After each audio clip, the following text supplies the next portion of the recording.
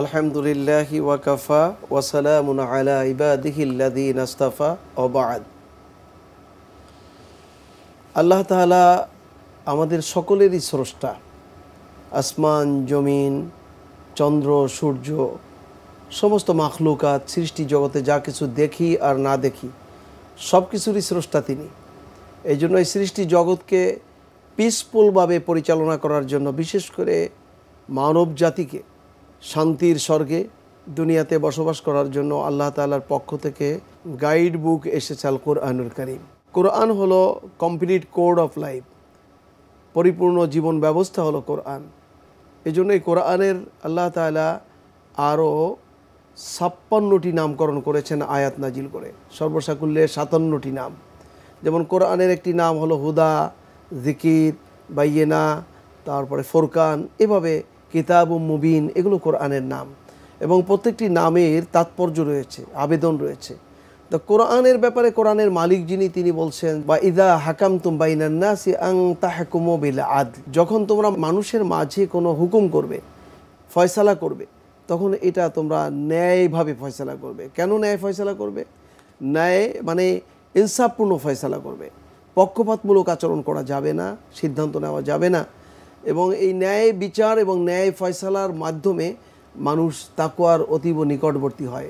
সে ব্যাপারে কোরআনুল কারীম বলছে ইদিলু হুয়া আকরাবু লিত্তাকওয়া, তুমি যখন বিচার করবে, ফয়সালা করবে, তখন ন্যায় বিচার করো, জেনে রেখো যে এটাই হলো তাকওয়ার অতীব নিকটবর্তী। অতএব আমরা রমজানের সাহরির এই সময়ে ন্যায় বিচারের বিষয় কোরআনের আয়াত থেকে দেখলাম। আমরা একটি বিষয় পরিষ্কার জানি যে পৃথিবীর যে কোনো যন্ত্র, যেমন মোটরযান, motorcycle, private car, rocket, aeroplane বা বিমান অথবা আরও যা কিছু আমরা দেখি, সব কিছু পরিচালনার জন্য এগুলো পরিচালক যিনি এটাকে সৃষ্টি করেছেন, যে বৈজ্ঞানিক এটা আবিষ্কার করেছেন, তিনি এর নীতিমালা প্রণয়ন করেছেন। এটার ম্যাগনা কার্টা বা এটাকে বলা হয় গাইড বুক দিয়েছেন যে এই ইঞ্জিন কিভাবে চালাতে হবে। তো কোরআনুল কারীম হলো মানব জাতির জন্য গাইড বুক। ওয়ালাকাদ কাররামনা বানি আদম বলে আল্লাহ তাআলা আদম সন্তানকে সবচেয়ে মর্যাদাপূর্ণ বলে উল্লেখ করেছেন।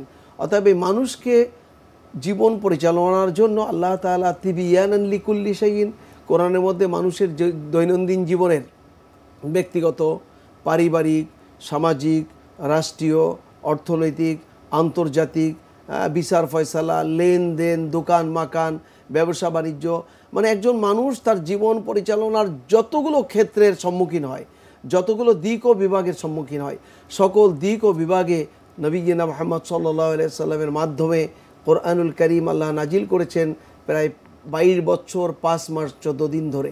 আমরা যদি রাসূলের জিন্দেগি এবং কোরআনকে কম্পারেটিভলি পড়ালেখা করি, তাহলে দেখতে পারি কানা খুলুকুহুল কোরআন, রাসূলের গোটা জীবনই ছিল কোরআনের বাস্তব নমুনা।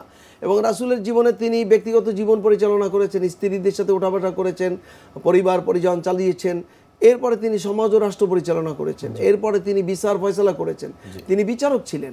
অতএব সমস্ত বিধানগুলো আল্লাহ প্রদত্ত এবং রাসূলের পথে, আল্লাহর মতে এবং রাসূলের পথে। এই জন্য কোরআন হলো সত্যের মাপকাঠি, কোরআন হলো ইনসাফের প্রতীক।